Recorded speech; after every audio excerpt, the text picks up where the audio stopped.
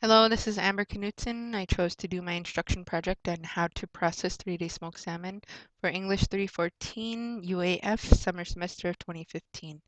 3-day smoked salmon is an Alaskan delicacy. It is a cold smoked salmon canned in glass jars. This delicacy is typically eaten in salads, with crackers, mixed into a dip, with bagels and cream cheese, and in many other ways. The process of preparing salmon in this fashion takes up to 4 days. First, decide which salmon you would like for your smoked salmon. The most sought after salmon for this preparation is king salmon or Chinook. This is due to the size and fat content. The Chinook salmon has softer meat than other salmon and has more oils. It is also rich in omega-3. Red salmon or sockeye is the most fished salmon in Alaska. It is bright red in color and retains its color when cooked. The meat is also rich in omega-3 and the flavor is near the same as Chinook but remains firm. Silver salmon or coho is the last salmon typically used for this process. It is high in oils and remains firm when cooked. The last two salmon types, chum and pink, are fish that are low in fats and oils and softer of flesh, so not optimal for the smoking and canning process. Next, fillet your salmon. You can leave your fillets whole for smoking. When using Chinook salmon, it is important to thin out the fillet. The fillet should be as thin as 1/2 inch to 1½ inches thick, but no more than 2 inches. Some sockeye salmon may not need to be thin. Just keep in mind this thickness. Once thinned out, slice meat at a 30-degree angle down to the skin, but not through the skin. Do this at 2 to 3 inch intervals up the fillet. When hanging, the meat will separate. This allows more meat area to dry. Also, more meat will be able to absorb salt and smoke. Or cut your fish into strips. Starting from the tail, cut a strip of meat about a 1/2 inch thick through the skin and all the way down to the opposite end of the fillet. Continue across the fillet. Next is tying the strips. Use nylon twine, preferably size 18. Cut strips into 6 to 8 inch strips.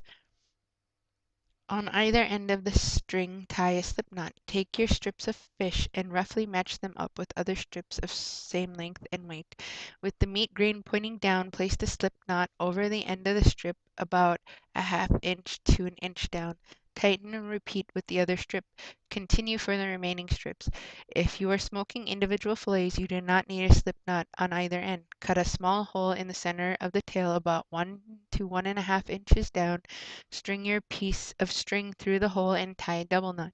Repeat with another fillet. The skin sides of the fillet should face inward with the meat facing outwards. Now brine your fish. Do not use non-iodized salt. Mix 1½ cups of salt to every gallon of water. Stir until dissolved. The brining process is a matter of preference. Some people believe that only minutes in brine are needed. Others will brine their fish to hours, up to 18. I personally brine mine for 40 minutes and rinse in a tub of clean water. When only brining for minutes, you can skip rinsing. When brining for hours, it is necessary to soak the fish in clean water for a few hours in order to moisten the fish and draw out most of the salt. Hang strung strips on a pole to dry. I use 2 by 2 pieces of lumber.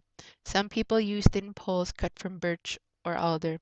The importance of drying is to create a skin and glaze over the fish. The skin protects the meat of the fish from insects as well as keeps the piece of meat intact and firm while hanging. Once dry to touch, move your fish to the area of smoking. I used a smokehouse and cold smoked my fish. I hung my poles across the smoke pit and then built a small fire underneath in order to create coals. Alder is the traditional European and Pacific Northwest wood used to cold smoke fish. Cottonwood works also. Both types of wood are hard and do not catch flame easily, but will smolder over a bed of coals. You can also use a pyramid pile of alder or cottonwood chips or pellets and burn until smoldering, but you will also need sawdust to keep the flames from flaring up. A good smoke is one that fills the structure with dense, lazy clouds of smoke. In order to prevent a too smoky flavor, I smoke my fish twice a day, once in the morning and once in the evening. I keep a fan on the fish the rest of the time to keep the fish dry and keep the insects off. This method allows the fish time to absorb some smoke flavor but continue drying at the same time. Even though it is called 3-day smoke, sometimes your fish is done before 3 days. This depends on the quality of your fish and the climate at the time of smoking, as well as how often you smoke it. Fish should feel firm and stiff on the outside with some give near the thickest part. If smoke is only applied twice a day, fish should still appear red with a dusting of darker red and a dark tinge around the edges. Prepare your fish for canning. Use wide mouth jars. It is easier to fill the jars when the opening is uniform with the sides. It is also easier to get fish out of the jars.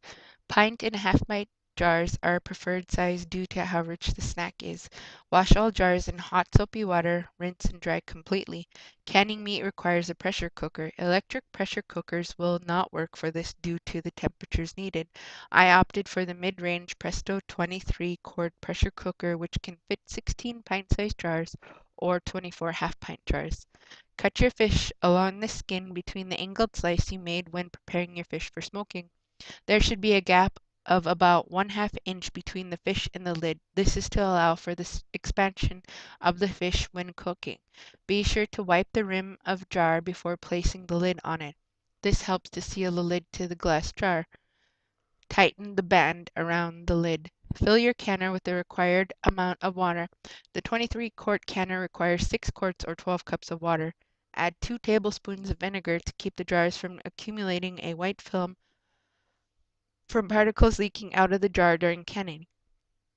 Put closed jars in the canner. The second layer jar needs to be offset on the rims of the jars below, not the lids.